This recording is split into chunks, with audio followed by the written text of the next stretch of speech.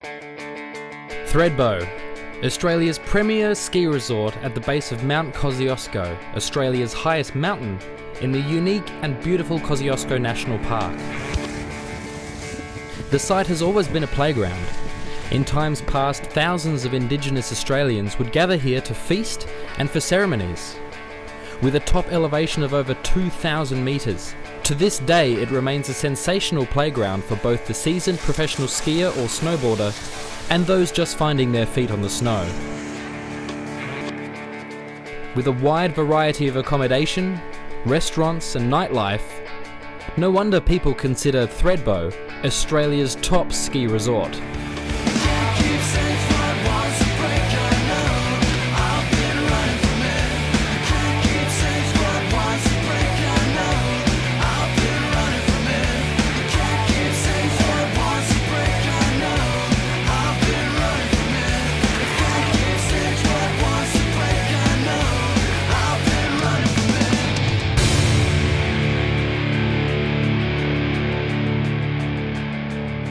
We are only about 500 kilometres south of Sydney, and the longest continuous run in Australia is in Thredbo, running 5.9 kilometres from the top of Carrell's T-Bar down to Friday Flats.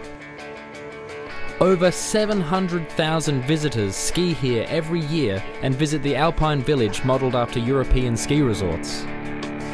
It was sunny on the streets as we rode to the water. I've been coming here all my life, and it's in the blood that we just ski at Thredbo. I love riding here. The terrain here is so fun. The parks are amazing. The runs are long, they're steep, it's good terrain.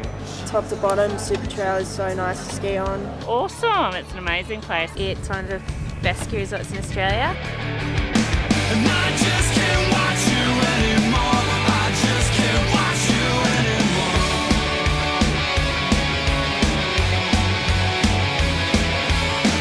I just can't watch you anymore. I just can't watch you anymore. I've just come here now for my first season to the snow. I don't know why I didn't do it before. I came to Thredbo in 1965 and I just loved it so much. I've been here ever since. Vertical terrain, great coffee, good atmosphere. A couple of weeks ago I had my best skiing that I've ever had in an Australian mountain. What more could you ask for? It's my office. The atmosphere, the air, the friendly people. There's a bunch of really nice restaurants to go out to and amazing nightlife here. And it's just beautiful. It's a fantastic Kosciuszko mountain. It's gorgeous. One hell of a place to enjoy yourself. It's steep and it's deep and it's the best skiing in Australia. We're the lucky ones, basically. The women are beautiful too.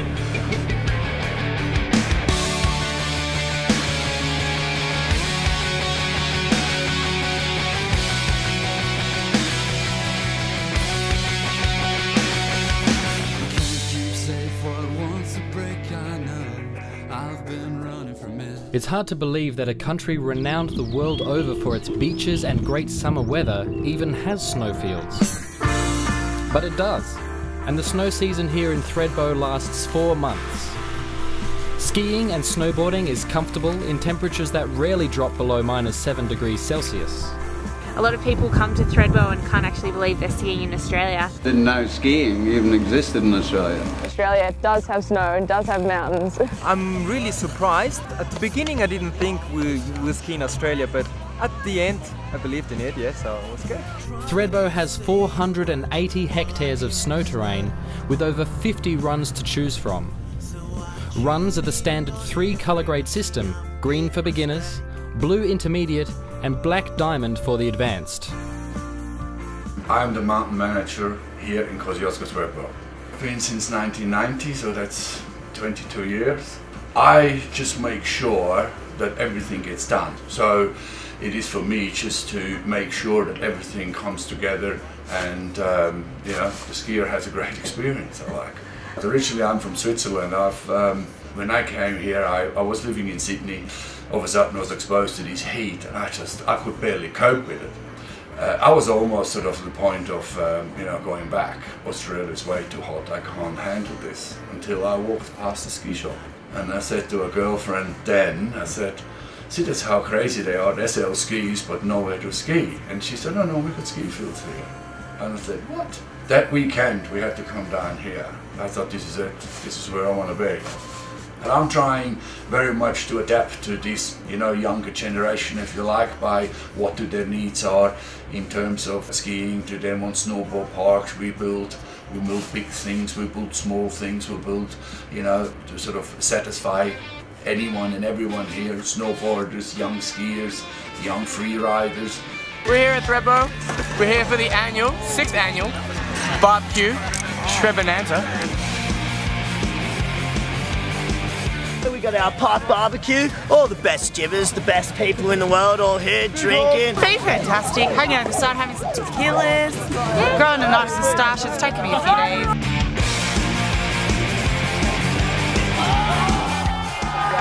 Look at that, what's going on? You just missed it. Backflip. Oh mate, he was backflipped off the pole jam. That was that sick. It's all happening, the best place to be. You're missing out. Black.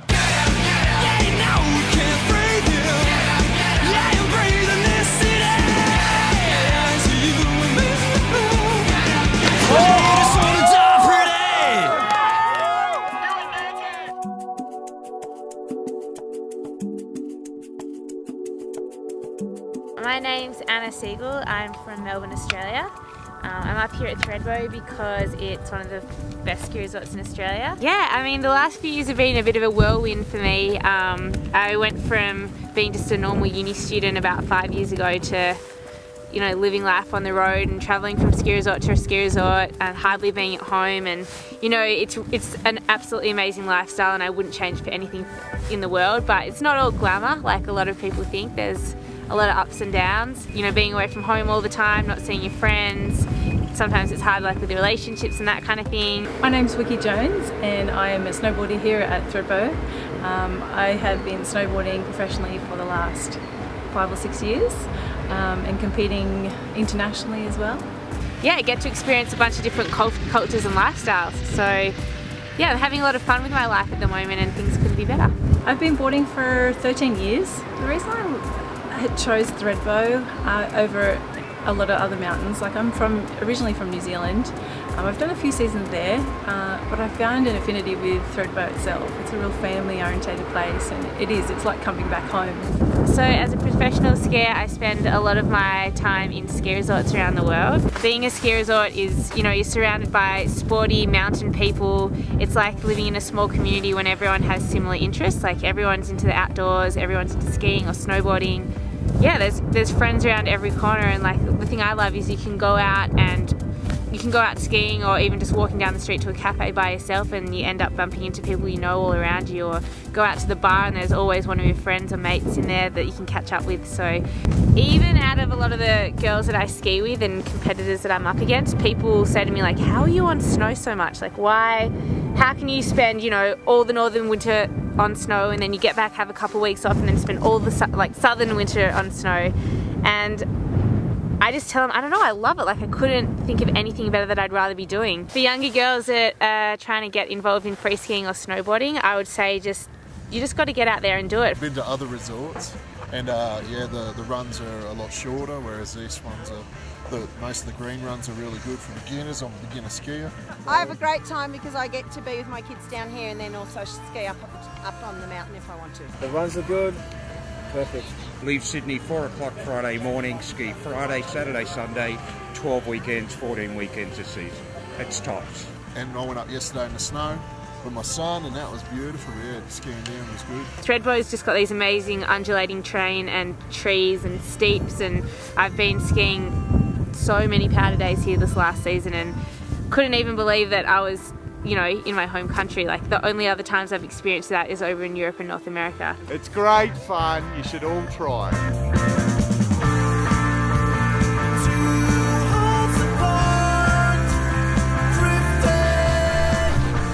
But you can't just get on a set of skis or a snowboard and end up looking like this. First, you've got to learn, and you can do that at Friday Flat, where there are many professional ski instructors from all over the globe. I'm from Italy. I grew up in a small village, 800 people, and I started skiing when I was really young. Actually started skiing before I actually started walking, so That's what I love to do, and I wanted to share this my passion with people. Just you see what you want to do is you want to bend a bit. Because look, if you try to stay really straight here, how about you try to knock your knees together? I'm teaching 2 snowboarders today how to turn. It's pretty sweet teaching someone something that you really enjoy. Alright, you guys got your bindings up nice and tight? Yeah? Cool. Alright, we'll head through Wombat Wells and then we'll meet down at the gun barrel. Sound good? Cool. Alright, let's jump up. Sharing the same passion, like they want to come for a good time, having fun on the snow, and that's what I'm trying to make them to do.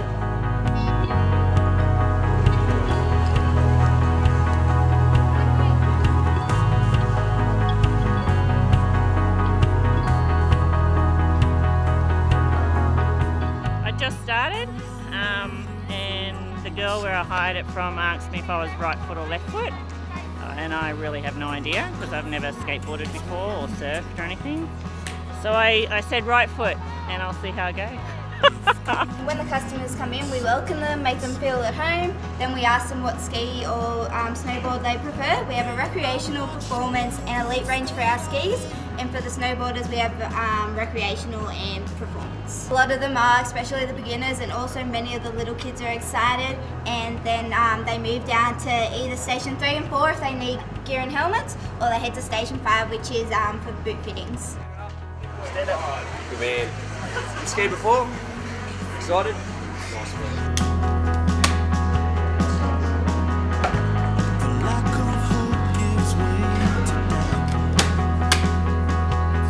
Once outfitted, you can hit the slopes.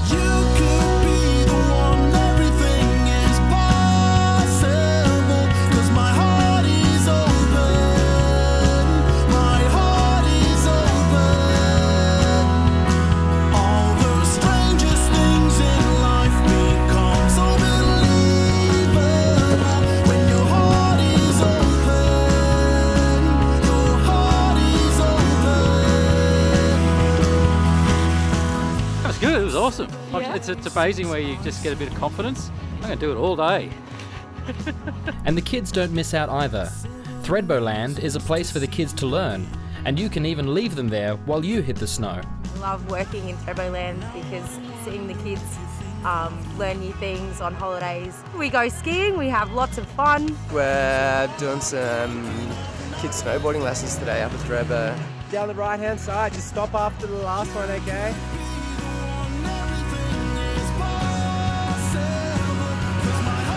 We teach them how to ski. We've got kids that are, on the magic carpet learning how to stop. Well done! Push a bit out! Perfect! High five! To kids that are skiing black runs. Anywhere between 7 to sort of 16 years old. Yeah, good. So keep your eyes up, don't look down at your toes. Now high five over this way for me, Hallie. High five over this way. Whoop. Don't jerk those shoulders, stay nice and smooth, nice and smooth. So it's just good to see families having a good time.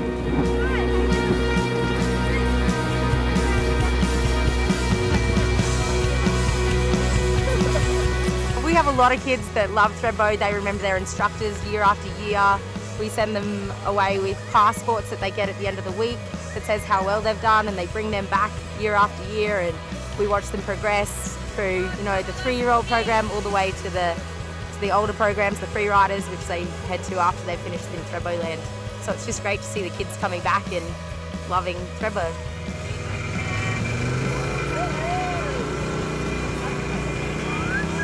Sometimes we get upset children at the beginning of the day, and by the end of the day they're upset because they don't want to leave us. It's just a fun day in Thredbo Land.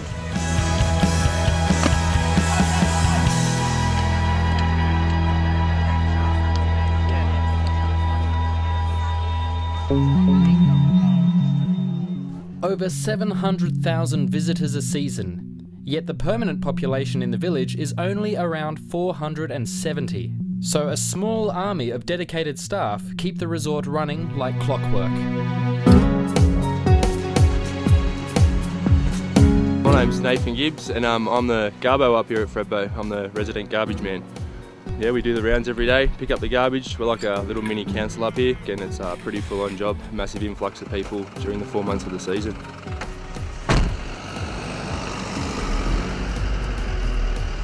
it's a good day today. You can see a fair bit up there.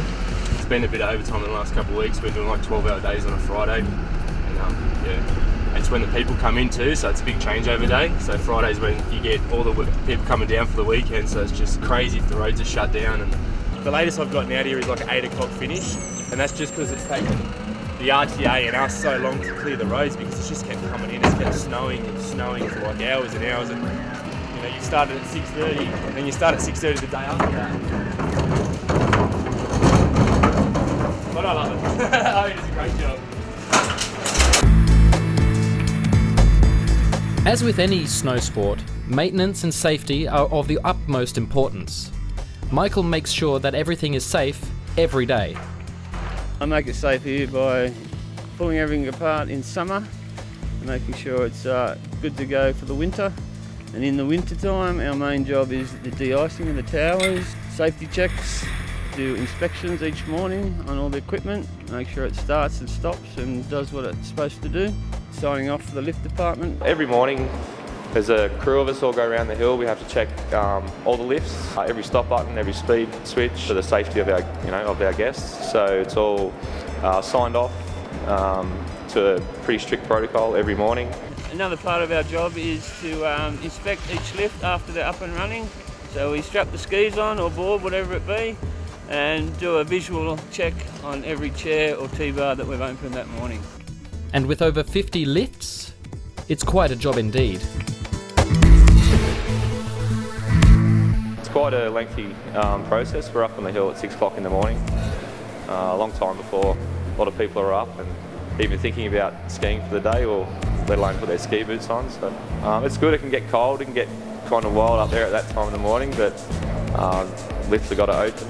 So we've got no choice, and all the boys are up there, rugged up and getting into it. I'm driving the Aussie Express chairlifts. We're pretty much just I watch things. I keep an eye on people coming up, making sure the chairs don't swing, making sure they unload properly, they don't fall over. If they do, run out and pick them up.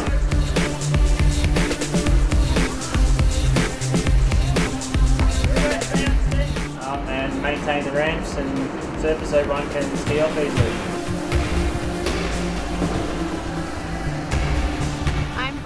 And I'm Josie. And we're up here today at Carroll's T-Bar, which is the highest lifted point in Australia. And we have to be here to make sure the public get up safely. On a nice day like this, it's fantastic working up here. You sort of get out in the sun and you just pretty much just chill out, and all we're doing is just watching people go by. And yeah, it's nice and relaxing.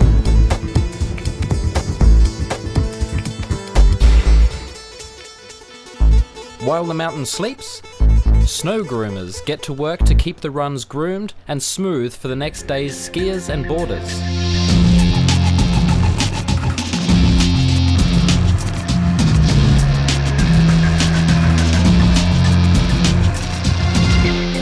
So today we're just out preparing the slopes for the day's operations for the skiers to come and enjoy the snow. So basically that involves flattening out the runs from the previous day's skiing. We flatten out all the bumps, bring all the snow back into the middle, take it all back up the hill, make it nice and smooth. Also making sure all the unloads and loads of the lifts are nice and easy for everyone to get off and on the lift. That way everyone can get around the mountain nicely and have the most enjoyable day that they can. We do that through the night from 4:30 in the afternoon through to about 8:30, 9 o'clock in the morning.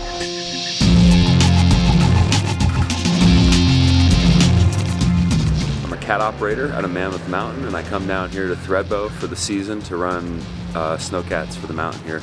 I do it because I love to ski, so I get to work nights. I've always worked 4 to midnight at Mammoth, and then we come down here, we kind of do a little shift change, but I get to ski every day, and running snowcats at night on the mountains is just completely amazing. So we get to experience the whole living in Australia thing. Oh, it's the best dead-end job there is out there, I think. That's what everybody says. Albeit, we're in the basin right now. We're just coming around near the top of the old Ram's Head chair. So yeah, we're just about at the top of the mountain. It's snowing pretty nicely this morning now. People ask you when you get out of school, what do you want to be when you grow up? The only answer I ever had was, I wanted to go skiing. and I'd do anything to figure out how to make it work so I could ski every day. And yeah, if you want to work, you know, at night and ski every day, be a cat operator. Bernie takes his own advice seriously and competes in the One Hit Wonder event, a chance for freestyle skiers to compete to pull off the best trick.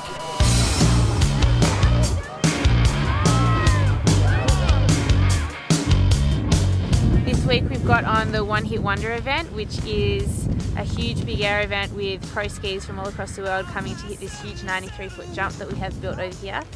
I'm the only girl hitting the jump this year, which is pretty cool. I mean, it's been a little bit nerve-wracking, but after getting comfy on the jump, I've had a grand old time. I'm the event director for the One Hit Wonder. So a couple of years ago, we were kind of bored with competitions around Australia, and no one was really building anything big, for lack of a better word. So I kind of thought, well, let's just build the biggest jump we can. And we hooked up with Charles Beckinsale and Philippe here at Thredbo. And Charles is one of the best terrain park builders in the world, and Philippe knows his stuff. So yeah, we sort of put our heads together and we came up with something that's like the biggest in the Southern Hemisphere, if not the world right now. I'm the terrain park manager here at Thredbo. My name's Charles Beckinsale. Behind us today is the One Hit Wonder, and that was a huge team effort by everyone. I went to a lot of resorts and said, hey, we want to use 6 of your snowcats for 3 solid weeks pushing up this massive pile of snow, and snow's a precious commodity in the Australian resorts. We don't get a lot of it, so when you're asking them to push up this massive monster of a pile of snow, they're kind of a bit hesitant. Really steep, it's a really poppy jump, so it's going to send you in the air, give you a lot of air time, and it's got a really steep landing to match that. So you're basically going straight up and straight down to the landing. It's 92 foot from the top of the lip to the knuckle. So basically you want to be going about 100 foot to about 120 foot for the sweet spot. So massive jump. It's exactly why we do the event here. They've got the best terrain to build it, they've got the best park builders in the world, and they got a fun crew. Yeah. Well done, Charles. Thanks, mate. Good build. Appreciate your efforts. Now, do we want Tim to Philippe, well done. An autograph? He can sign it if he wants. Tim. Do you guys need anything else? Famous moniker. Philippe, well done. Event's official. So there we go. Paperwork done, guys. We are good to go to hit the jump. It's the first one in Australia. And yeah, so we've got 20 riders, invited riders, coming, and they basically compete for first, second and third. And it goes towards world rankings. It's filmed by many cameras situated around the mountain. At the end of the day, pick your best trick, the one that you reckon you stomp the cleanest or that the crowd will go for, and then that's the trick that goes online. The people vote for it.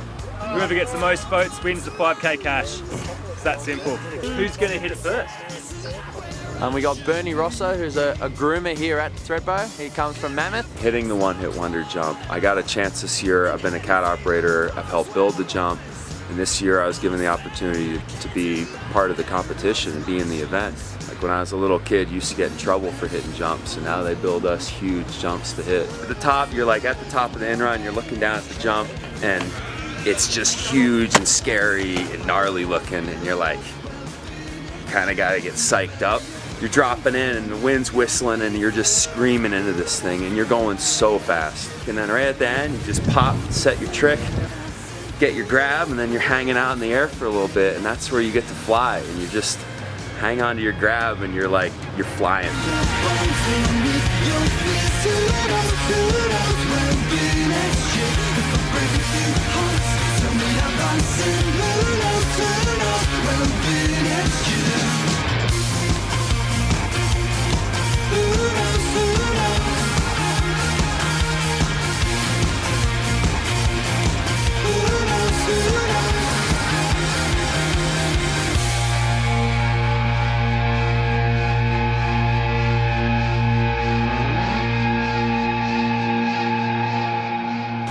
There's a lot of rumours going around about our top Australian rider, Russ Henshaw.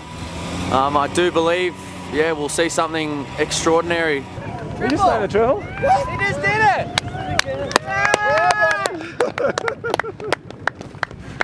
Just did the first triple cork, 1440 in the Southern Hemisphere ever. So that was history. Rad.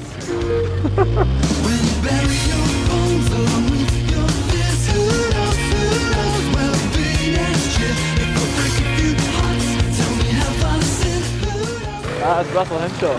Thredbo athlete.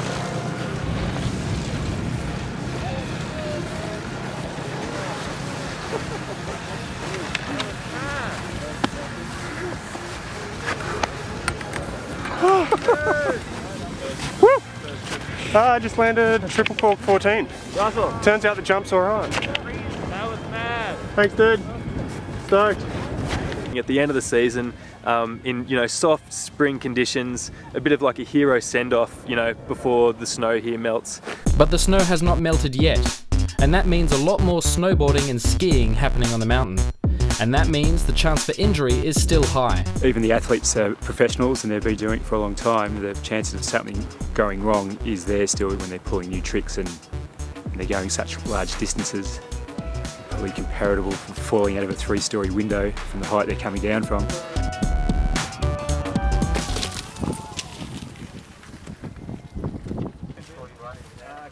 I attempted a triple front, but got a bit too confident and went too fast. And I went 3.5 to phase. Dude, did you see him land? You landed like this. Yeah, I just scratched my face up and got a little bit winded. I fully thought, I'm like, oh, I might make this, but then I realised the land was like an extra 4 metres down. I'm like, no! Mate, my real name's Steve Lister. Everyone here just calls me Lizard. I'm a ski patroller here at Thredbo. When your mum calls you Lizard, you know it's on. Mate, in 1992 I took 6 months off without pay from ANZ in Melbourne. I skied in Canada for 2.5 years, so when I got back I didn't have a job.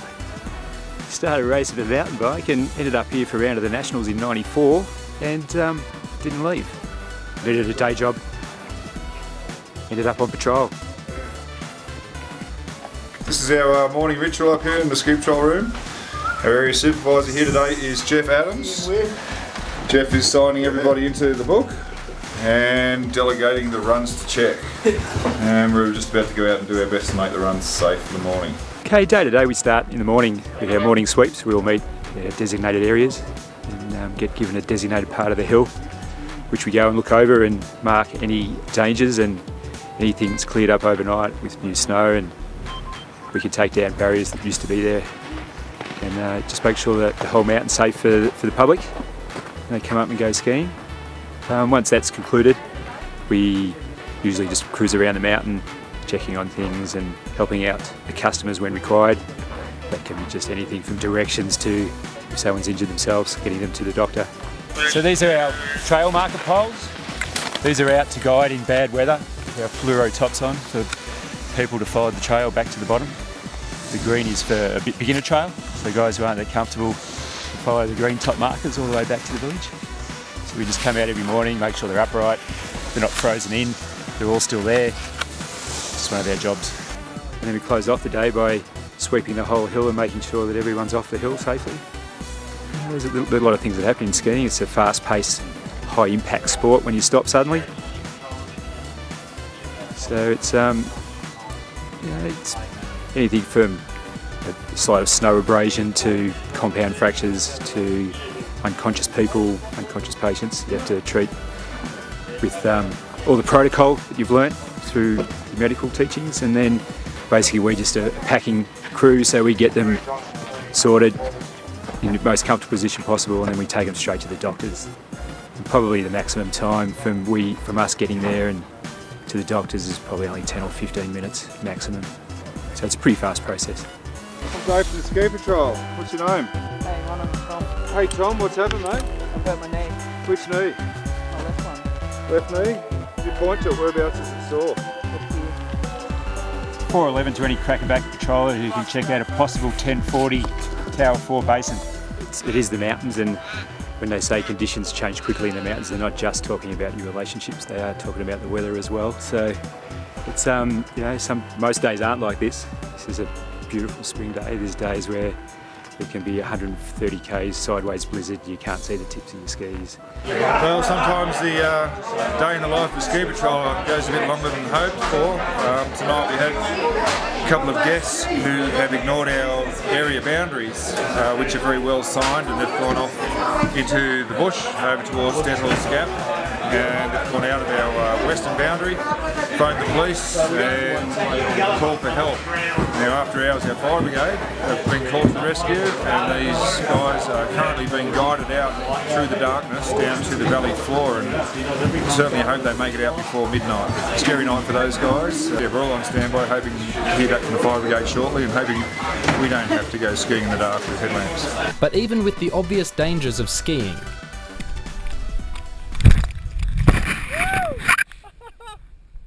it didn't stop Ron from heading down the slopes. I started skiing here in 1975, travelled to Sweden and competed in the first Winter Paralympic Games, returned to Thredbo in 1978, and together with a Thredbo ski instructor at the time, Bruce Abel, we started Disabled Winter Sport Australia. We developed the sit ski. We could see paraplegics and quadriplegics learning to ski and enjoying the environment here. 21-year-old Victoria trains on a sit ski here in Thredbo, with the goal to compete in the Winter Paralympic Games. We've been doing some Super G training. We go pretty fast, so it gets a bit nerve-wracking at times, but it's still pretty good. The feeling in sit skiing, it's just the ability that you can go fast than any other able-bodied, anyone else on the mountain is just, can't even describe it, just the speed you get and the fact that you're on the hill and you're doing all this training and you're going as fast as you can and you're pulling off these good turns. It's just an amazing feeling. Thredbo in this country is the home of winter sport for the disabled, without a doubt. Thredbo caters for every skier or snowboarder, and behind the people who work here and play here, there is a wonderful community.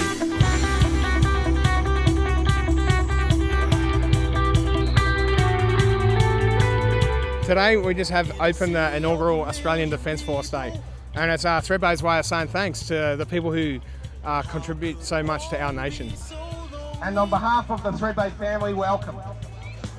It's fantastic to see so many servicemen and women here today to mark the inaugural Thredbo Australian Defence Force Day. That's awesome that the Thredbo family can extend that gratitude, you know, like in part of the corporate world, to say thanks to the people who often that we take for granted for what they do.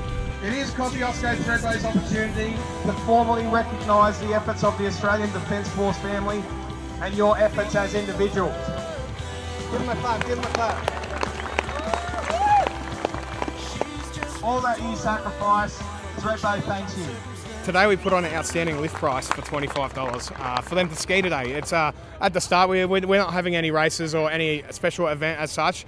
We just formally wanted to say thank you and extend that to the people who represent us all. I spent 20 years in the Navy myself, and I've been fortunate enough to have been recognised with an Order of Australia medal for my contributions to the Royal Australian Navy. I'm the luckiest man alive to have a position and the same family network as I did in my old job as I do here at Thredbo. Today we welcome you to sharing what it means to be part of the Thredbo family. Thank you for attending your Australian Defence Force Day. So let's hear 3 cheers for our servicemen and women. Hip hip! Hey! Hip hip! Hey! Hip hip! Hey!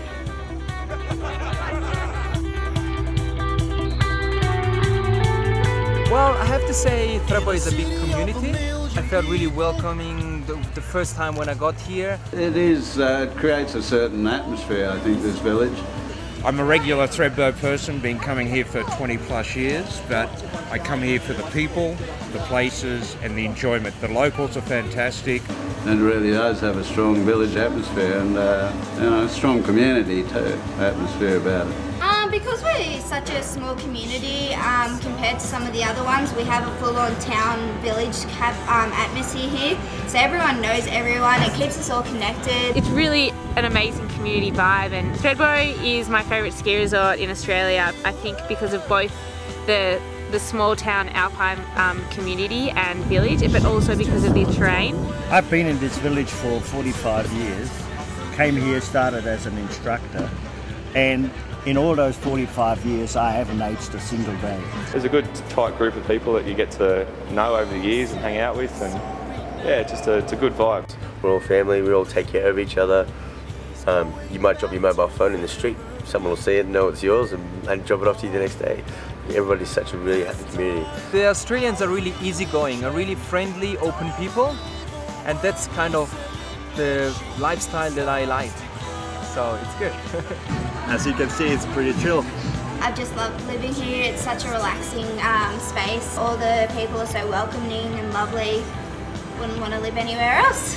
Thredbo Village is an amazing little place. We've got bars, restaurants, cafes, nightclubs. Come from the snow straight into the pub.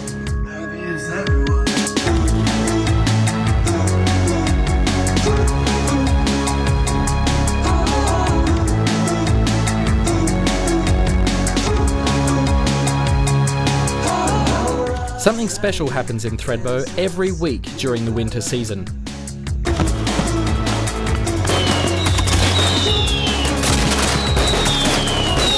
I have my pyrotechnics licence, so I do 2 fireworks displays a week during the winter seasons for the flare runs for the kids. And then over this side they do the adults flare run on a Saturday night with flares, and we do a fireworks display after that as well. Probably get about 50 ski instructors, a few of the members of the public come along. They all get 2 flares each for the 10-minute signal flare. They all go to the top of the hill and follow their way down in a snake pattern, nice and slowly. So obviously another spectacle for the village. All of our ski instructors, mountain operations people, ski patrol, environmental services, you name it, all areas of Thredbo's operation come together to enjoy the evening. We're looking forward to what is going to be the best flare run ever. Graham's at a loss. Someone get a backpack.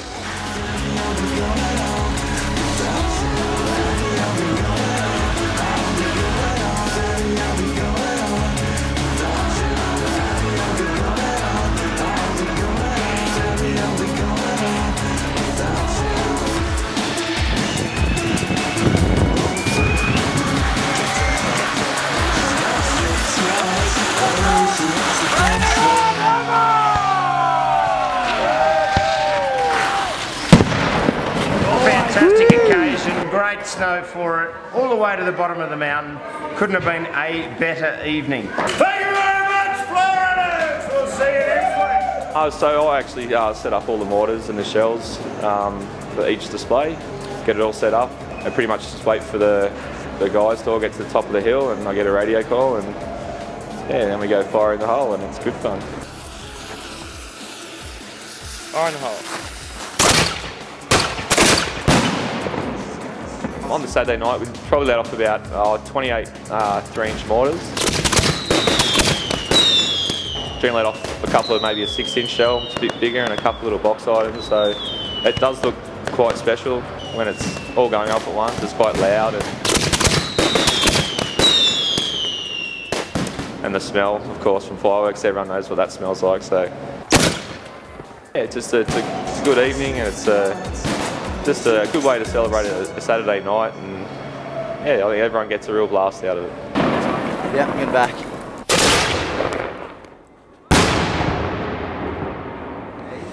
Why will you say anyway? Because you love it! That keeps you young at heart, I guess. The people up here are amazing. I didn't think I was going to stay, but definitely am now. They'll have to either put me in a box or beat me out of the place. Even though in these days I no longer ski, I always thoroughly enjoy coming up here and spending time here. It's the most wonderful place in the whole wide world, ever. So embrace it, enjoy it and use it. My main thing is the people I've met here. They've made my life what it is right now, and I love them all. Oh.